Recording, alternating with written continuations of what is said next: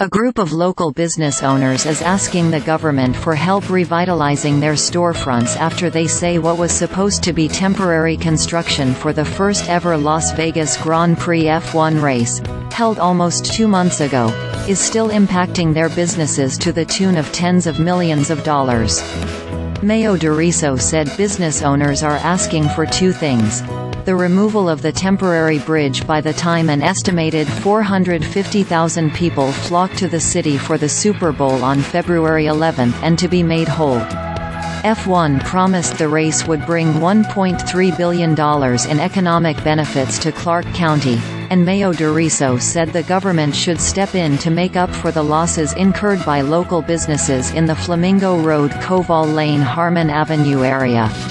If nothing is done, she said the owners are considering a lawsuit.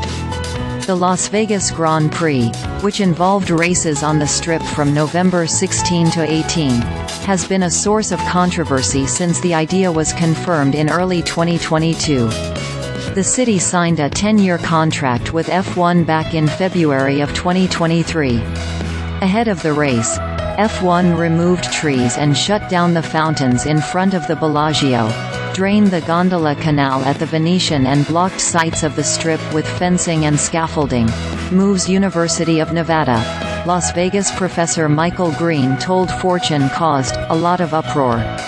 Almost 2 months later, that uproar hasn't died down, and Markin said locals are terrified of what's to come in the time left on the F1 contract.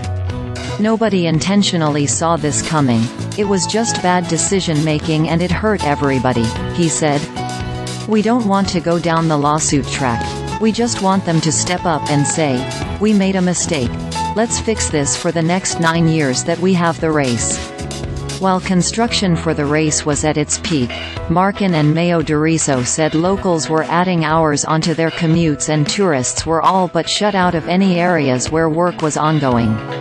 The traffic was so bad even taxis and car services would say, "Nope, I'm not going to that area," Markin said. Ferraro's Ristorante, another local business that signed on to letters sent to officials this week, went from serving hundreds of customers for dinner per day to dozens because potential diners couldn't reasonably make the 2-mile journey from the Strip, Markin added. Every day that goes by, they're still continuing to lose money, and if the bridge doesn't come down, they won't have any prayer of benefiting from Super Bowl traffic, Mayo-DeRiso said. And if they leave it up permanently, all of these businesses will go under. It is not the role of the government to decide who stays in business and who doesn't.